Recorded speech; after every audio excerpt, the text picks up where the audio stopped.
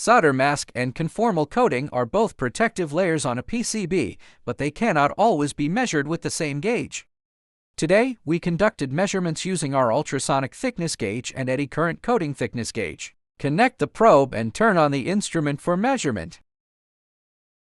When the solder mask covers the appropriate copper foil area, an eddy current coating thickness gauge can be used for measurement. The instrument has been calibrated at the factory and can be used directly for measurement.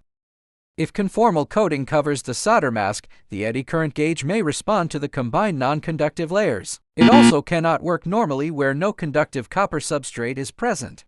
A high-resolution ultrasonic gauge can evaluate the conformal coating by analyzing the surface and interface echoes. The result depends on coating material, thickness, probe frequency, and calibration.